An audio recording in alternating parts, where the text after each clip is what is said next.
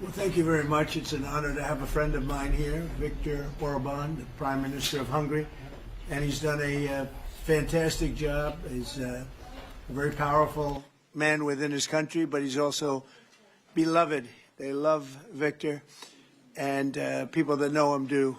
He's run a really great country, and he's got no crime, he's got no problems like some countries do, but probably has a couple of things that I don't know about, maybe that I don't want to know about. But he's a very special person. I've known him for a long time. We're going to be talking trade. We're going to be talking a little bit of Russia, Ukraine. We'll be talking about energy and energy prices. We have energy down to a pretty low point right now in the United States. We're drilling, drill baby drill, we call it. But energy costs are very low. Our general costs are very low. And I just saw that Walmart came out with a statement last night. They've done it for many years, that Thanksgiving this year will cost 25% less than Thanksgiving last year under Sleepy Joe Biden. So that's a big difference. That's a big difference. 25% less Thanksgiving. And I think that's a very good chart. They include everything that you need for Thanksgiving. So it's 25% less this year than it was last year. And that's true. That's emblematic of the rest of prices. Energy prices are way down from what they were last year. Inflation is almost non-existent. We have inflation down to a very low number, whereas Biden, as you know, is the worst inflation in the history of our country. So we're doing very well. We have a shutdown, as you probably know, because the Democrats have gone, they're crazy. They're crazy.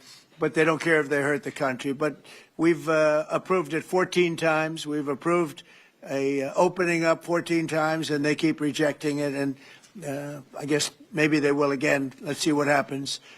They want to have a lot of bad things happen, bad things for our country. We're not going to give $1.5 trillion to people that came into our country illegally. We're not going to do it.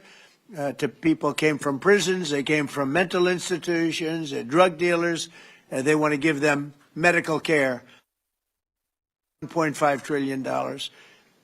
And we're not going to do other things that they're requesting also. So I just want to welcome this really good person. I know him very well. He's a good person, and he's a great leader, and he's loved in his country. And Viktor, would you like to say a few words? Thank you very much, President. Thank you.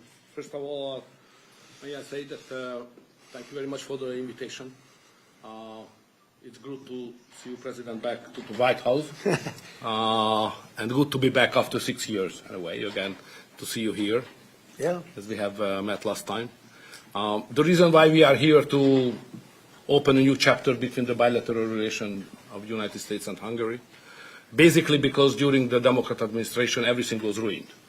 So after your leaving president, everything was basically blocked, ruined, cancelled, a lot of harm done by the previous administration. In the last 10 months, President, what you have done, we are very much grateful for that. You restored the old level of the relationship. You improved the bilateral relation.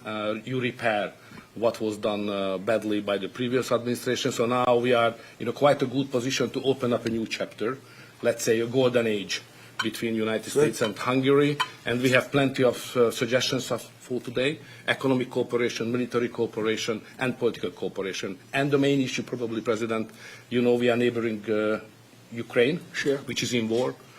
It's the most important issue for us, and we would like to discuss with you how we can contribute to help you in your peace efforts. And you've taken a lot of Ukrainians that needed your help, and you've taken a lot of them in your country, and everybody appreciates that. Thank you very much. We do our best. Thank you very much. Any questions, please? Go ahead. Thank you, Mr. President. Mr. Orban has requested an exemption as it relates to oil that is coming from Russia. Is that something that you are prepared to do? And may I ask Mr. Orban a question in regards to that very issue? Sure. We're looking at it because it's very difficult for him to get the oil and gas from other areas. As you know, they don't have the advantage of having sea. It's a great country. It's a big country, but they don't have sea. They don't have the ports.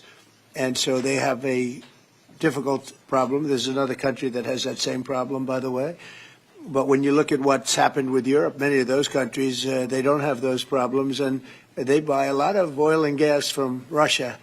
And as they know, I'm very disturbed by that because we're helping them and they're going and buying oil and gas from Russia. So that question could be really asked maybe more accurately if you talked about many European countries, not Hungary necessarily, because Hungary is in a different position.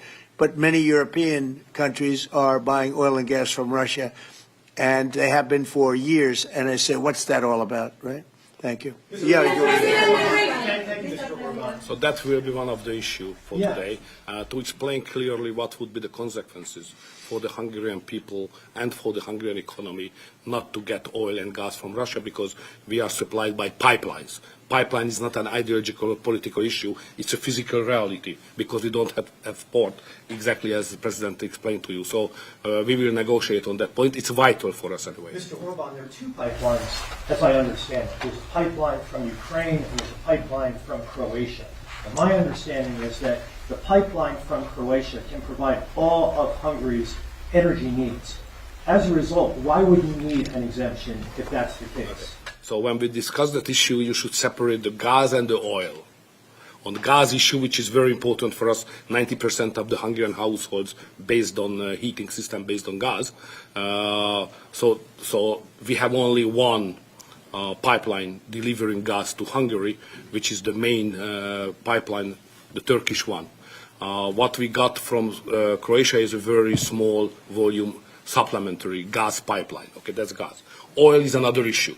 So oil is coming from the Druzhba pipeline, which is the main supply, and that is a Croatian one, which is the secondary and supplementary pipeline. We would like to convince the Croatian government to enlarge it and make it possible to deliver more. Under these circumstances, it cannot be the main pipeline. It's just supplementary. But later on, with some big investments, it could serve better the interest of Hungary. Yes, please go ahead. Thank you. Many people see this meeting not just as an encounter between two countries, but as the symbol of the strengthening of the new conservative Europe alliance. Would you agree with that interpretation? And how do you see the future of Europe in the light of leaders like Viktor Orban stand up to Brussels bureaucracy and the globalist agenda? Are you from Hungary? Yes, I am. I figured. The fact is that he's a great leader, and he's respected all over, not necessarily liked by some of the leaders, but, you know, those leaders are proven to be wrong. If you look at his stance on immigration and other things, you know, if you look at Europe, they've made tremendous mistakes on immigration. It's really hurting them very badly. He has not made a mistake on immigration. So he's respected by everybody. He's liked by some.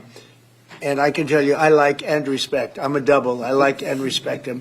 And that's the way Hungary is being led. They're being led properly. And that's why he's going to be very successful in his upcoming election. May I have a comment Please. on that? You know, language is important because the Anglo-Saxon terminology is different from the European one. So to use categories can create some misunderstanding. So I would like to be clear as much as we can. We are the only government in Europe which consider itself as a modern Christian government. All the other governments in Europe are basically liberal leftist governments. So we try to do something from 2010 which is different from what the others are doing, even at the philosophical level and at the level of practice as well, as just the President described it, like migration.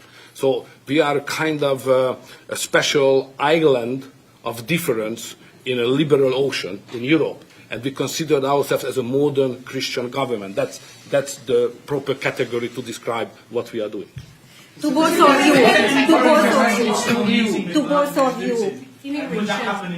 We're talking, but we'll report on that later. Meetings with Putin.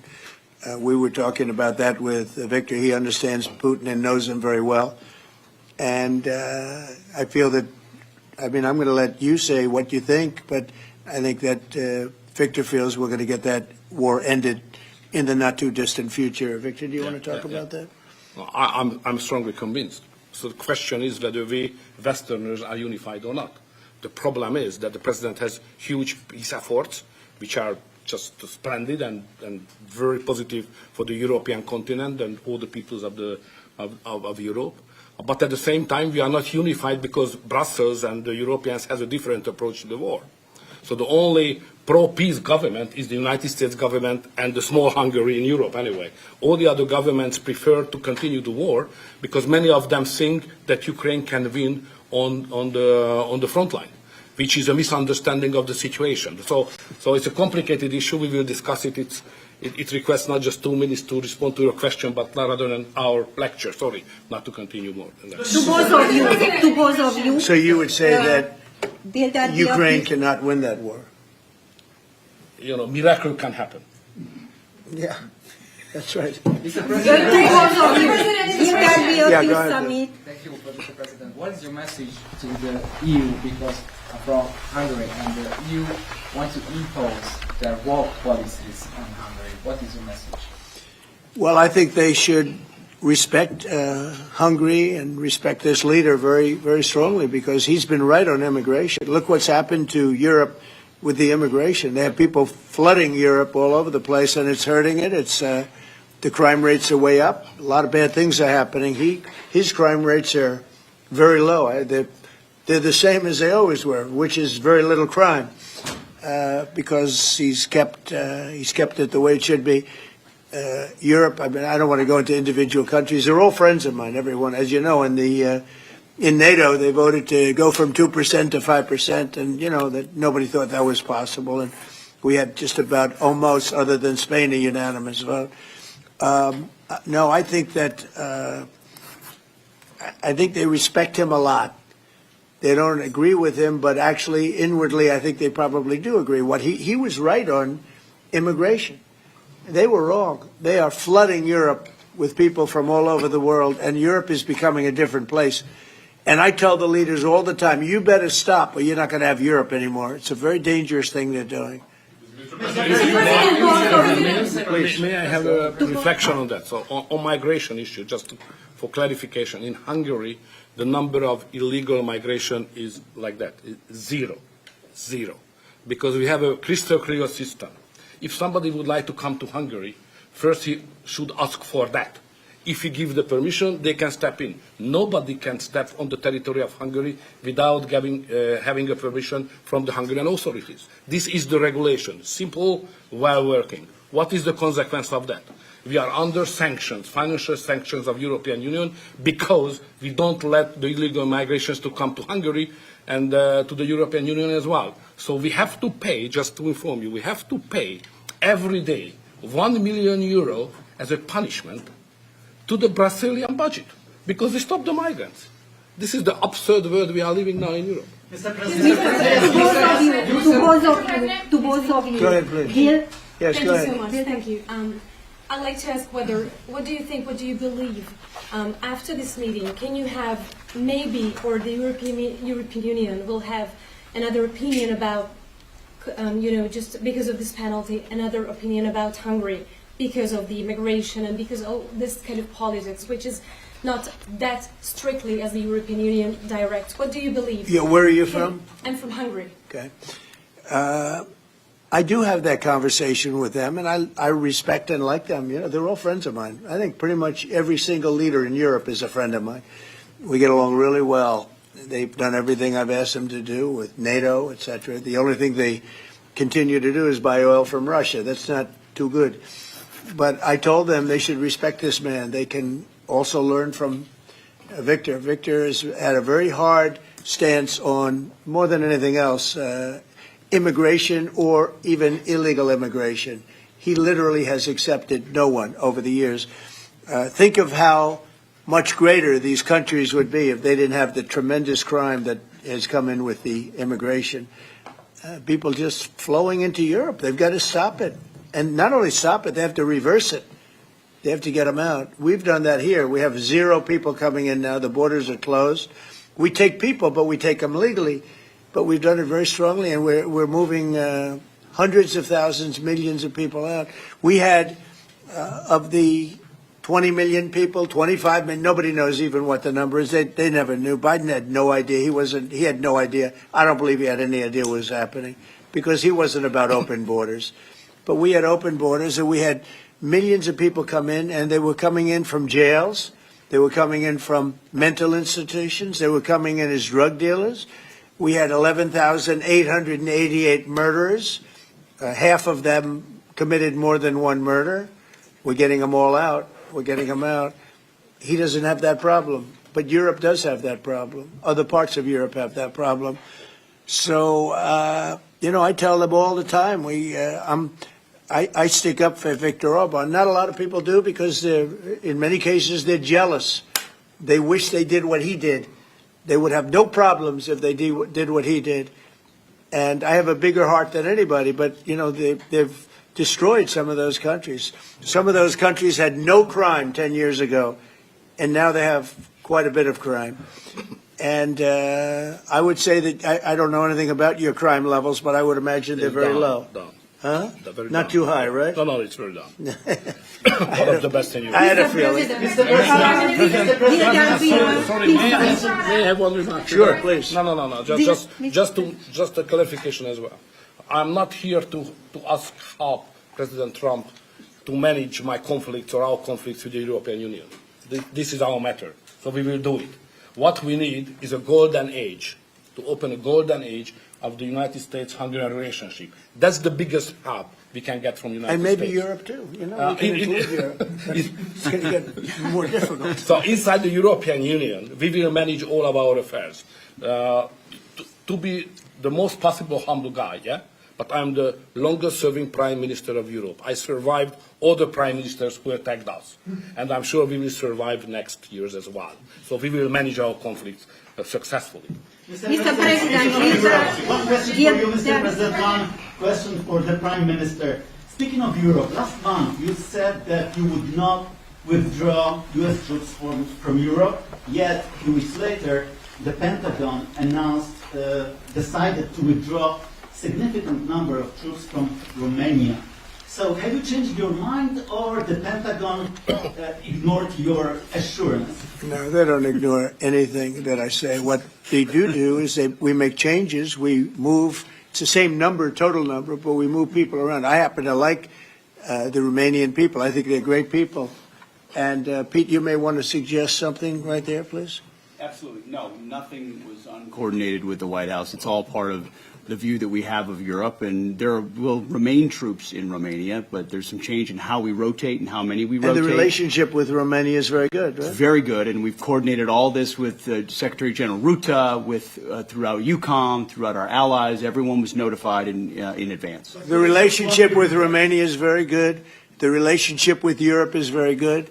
I disagree with what Europe is doing having to do with immigration, but I agree with them on many other subjects. We just signed the biggest trade deal ever made with Europe, $950 billion. We were able to do it because of tariffs. It was a deal that was good, very good, but we had a very unfair deal. We were treated very badly before I came into office, but we just signed it. It's the single biggest trade deal ever signed. So we have a very good relationship with Europe. Yeah. What is the main dispute with the Russians which prevent the Budapest summit with Putin from taking place? The basic dispute is they just don't want to stop yet. And I think they will. I think it's taken a big toll on Russia, a big toll on both countries, obviously, but it's taken a big toll. They're losing 7,000 soldiers a week. That's a big toll. And between the two of them, divided, with Russia losing more soldiers, actually. But they're both losing a lot of people. And that's the primary thing that, with me, it's not economic, it's not money. In fact, we don't spend any money. We send it to NATO. They pay us for our missiles and for our military and everything else. It's not a question of money. It was with Biden. He spent $350 billion. He got nothing for it. The war would have never happened. If I were president, the war would have never happened. I think you would agree with that. This war would never have happened if I were president. It's stupid that it happened. But it did happen. I inherited the war, and I think we're going to get it ended. Not too distant future. Yes, please. So no question that if that time the name of the United States president would have been Donald Trump, there would be no war between Ukraine and Russia. That's clear. But what we are speaking about here is more than that, because without the pressure coming from the United States government, I'm speaking 2022, the Europeans would not take that hard line, what they have today on the war.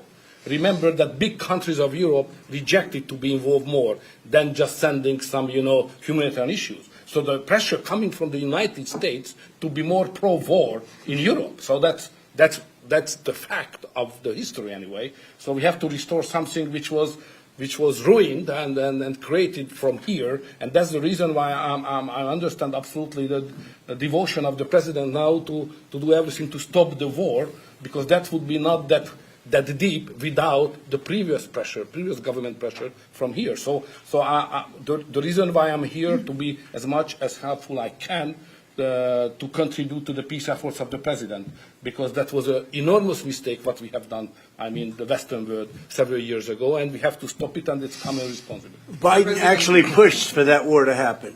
Okay, if you can believe it. Nobody can believe it, but it's one of those things. And now look what happened. Look what's happened to Ukraine. It's a much smaller country. A lot of people are dead.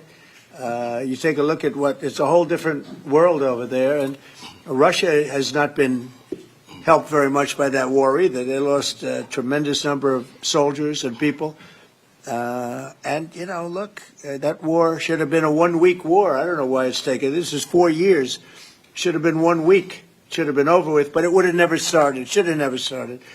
And I would have solved the problem without giving up anything. Ukraine would have remained as is. So there were tremendous mistakes long before I got there. I inherited that mess, and we're getting it solved, along with the 8 wars that we've already ended. Mr. President, What is America's interest cultivating better relations with the EU leader or Orbán Viktor? I think I can do both. There's no reason why I can't. I get along well with the European nations. We are still a member of the European Union, so it's easy. Yeah, and by the way, he's a member in good standing, I guess, although they penalize him every once in a while. But he's a member in good standing with the European Union, so he's a member. He's a part of it. But I get along great with him, and I get along very well with them. I agree with him on immigration much more than I agree with them, but I agree with, a lot of the things in Europe he also agrees with. But he had a difference, I would say, primarily on immigration more than anything else. And I happen to think he was right, because their whole fabric has changed. You go to some of the countries, they're unrecognizable now because of what they've done. And Hungary is very recognizable. Yes, ma'am. Mr. President. yes, Mr. President, will there be a peaceful meeting in Budapest still this year? What do you think? You mean a meeting with President Putin? Yes. You mean in Hungary? Well, I'd like to keep it in Hungary, in Budapest. That meeting, it turned out I didn't want to do that meeting because I didn't think anything was going to be happening of significance. But if we have it, I'd like to do it in Budapest. Yeah, it'd be good.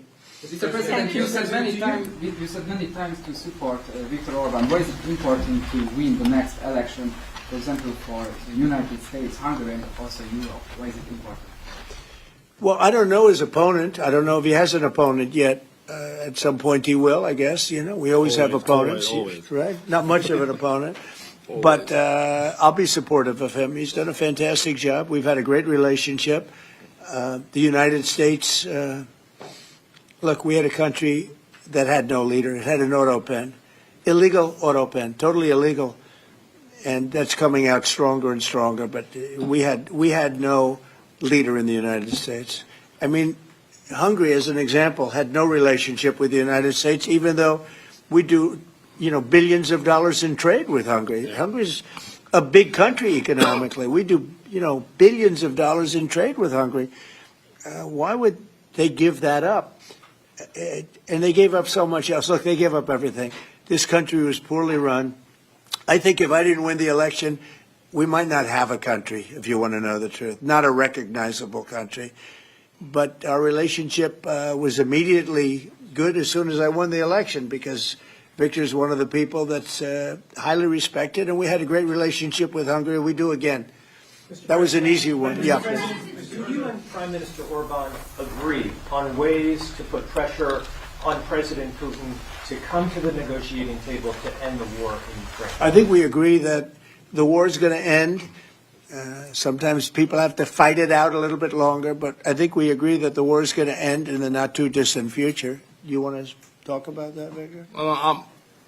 I have some ideas, and I will I will present it to the President.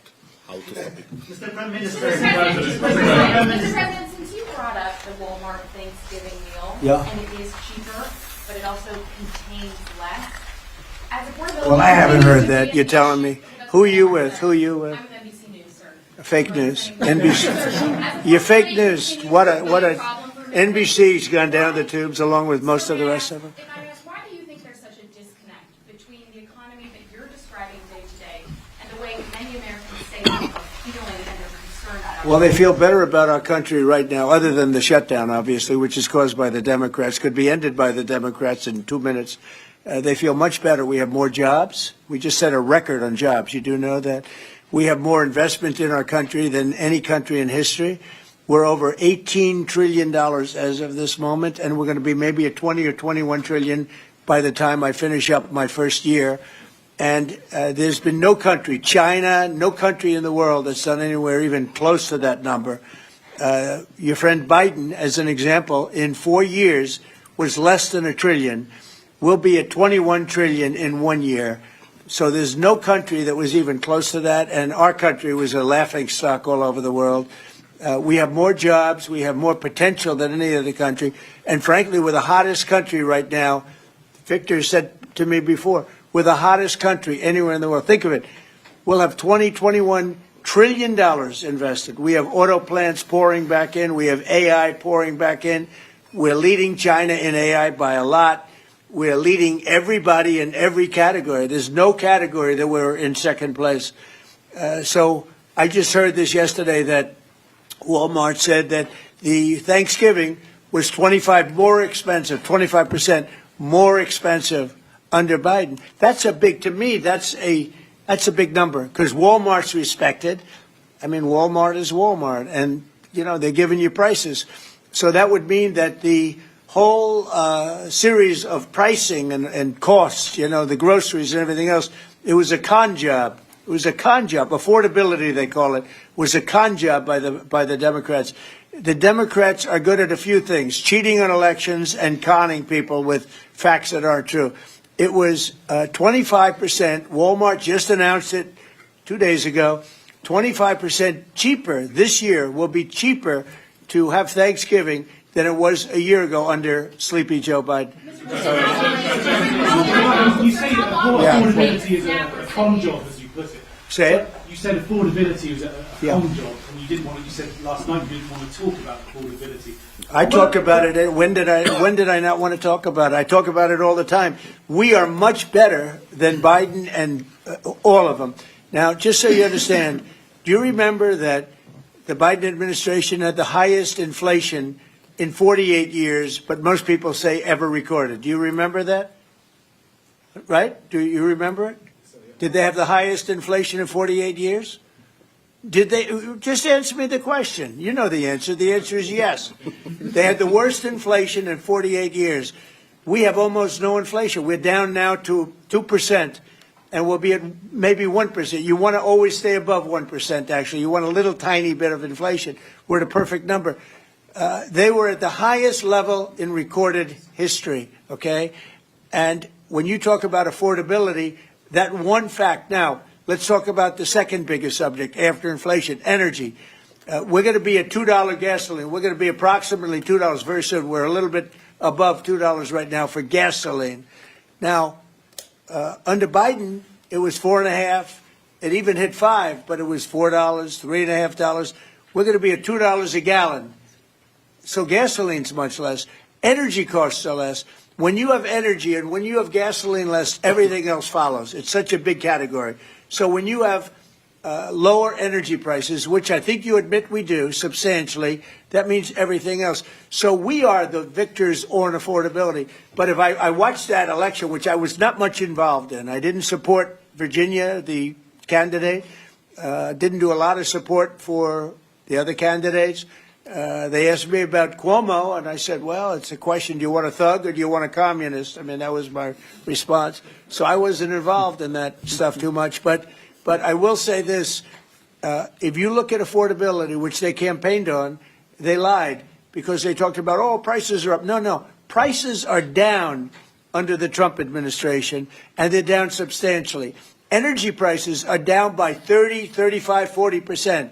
Gasoline is way down. And the other big thing is inflation is way down. The biggest thing is inflation. The second biggest thing is energy. Energy is way down. And what's also down? Gasoline. Also, the biggest thing is inflation, and it's way down. We took over a mess, the highest inflation in recorded history. Some people would say 48 years. I'll take either one of them. But I believe it's the highest inflation in recorded history. That alone makes it impossible for them to have done a good job affordability-wise. And one other thing. When I came into office, Victor, 2 days into office, they were screaming at me about the cost of eggs. I was there for 2 days. Eggs had quadrupled. And I said, listen, I just got here. Let me check it out. And they were right. Eggs had gone up by 3-4 times. Within a period of a few months, we had eggs down to a normal cost. We did a great job on groceries and affordability. The only problem is the fake news. You people don't want to report it.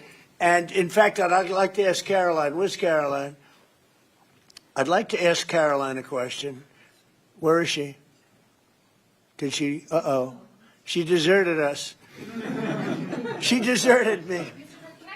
Our great Caroline superstar deserted me. Anyway, she's right outside. She was going to talk about, because the fake news yesterday, they talked about that. They said, oh, I don't want to talk about affordability. The reason I don't want to talk about affordability is because everybody knows that it's far less expensive under Trump than it was under Sleepy Joe Biden. And the prices are way down. Caroline? Yes, sir. Could you discuss that question that was asked, and how it was asked in such a fake, disgusting manner by the fake news? Yeah, and I just saw it asked again here, and it's very unfortunate that the reporters in this room refused to address, sir, what you just said, which is that you inherited the worst inflation crisis in modern American history, and you are fixing it in 10 short months. And your entire administration has been tasked with this effort, from Treasury Department to Agriculture Department to the National Economic Council right here at the White House. They are slashing regulation. He signed the largest middle-class tax cut in 6 months. In 6 months, in record time, putting more money back into your people's pockets. So affordability is what the American people elected this president to do, and he is doing it, and you guys refuse to cover it, and you refuse to cover that the previous administration created the worst unaffordability crisis in American history. And I've been watching the TV all day saying that he doesn't want to talk about affordability. That's what he's working on every day. And that's what I'm talking about right now. But you know why they refuse to cover it? Can I get Because her they're for fake some news. That's why. Go Can ahead. I get her someone? Sure. Caroline, the Prime Minister would like you to work for him in Hungary. Please consider. You know what? That's a very good decision you just made. Please don't leave us, Caroline. Yeah, please. You spoke to Republican senators. They do not seem interested right now in getting rid of this filibuster. That's too bad. They're making a big mistake. That's right. No, but they're coming my way. You're right. Wait a minute.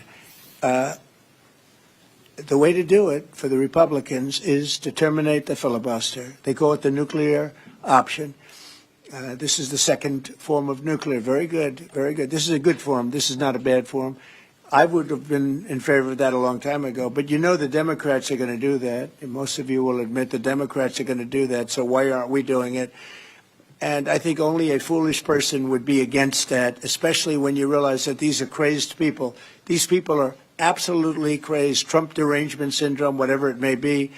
And I am totally in favor of terminating the filibuster, and we would be back to work within 10 minutes after that vote took place, and lots of other good things would happen. And it doesn't make any sense that a Republican would not want to do that. If they're not going to do that, then it seems like you'd have to make a deal with Democrats to end the shutdown. Here's some of the things that we'd pass if we terminated the filibuster. Voter ID, no mail-in voting, no cash bail, no men and women sports, no welfare for illegals. You could go on and on. This is 2 pages of things we'd do if you did that.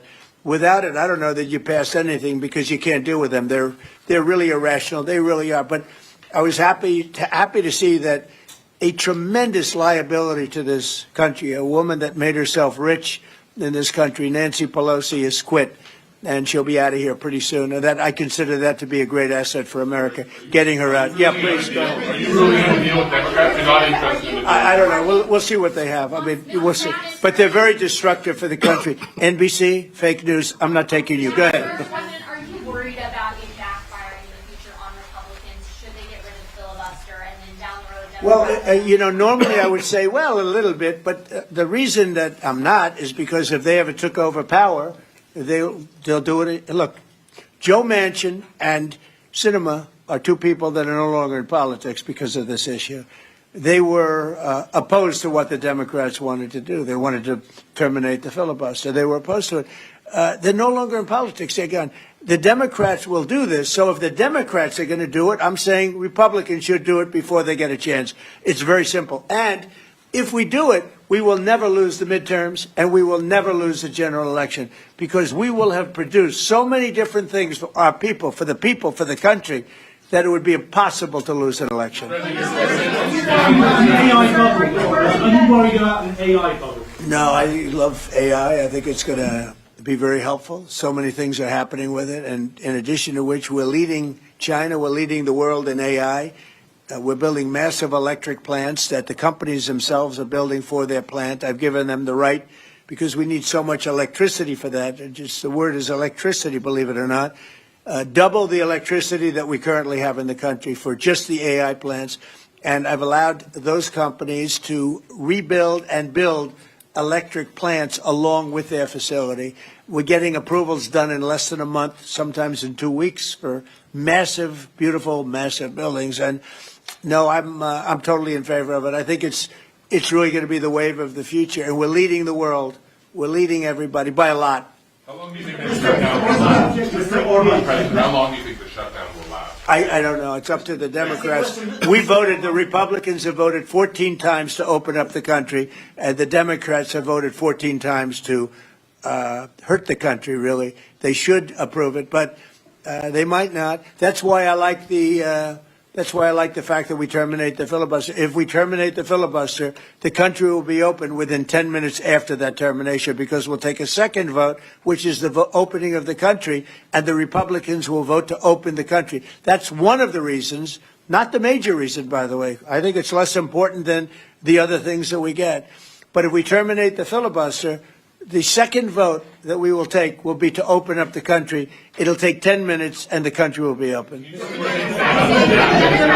any room for bipartisanship? Because it seems like that's the main purpose of the filibuster, is to create some sort of compromise. So Well, it didn't work, obviously.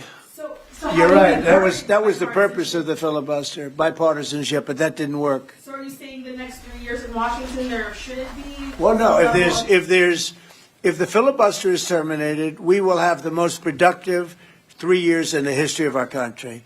If the filibuster is not terminated, then we will be in a slog with the Democrats, and very little for either party will be done. So it's a good thing. Thank you very much, everybody. Thank you very much.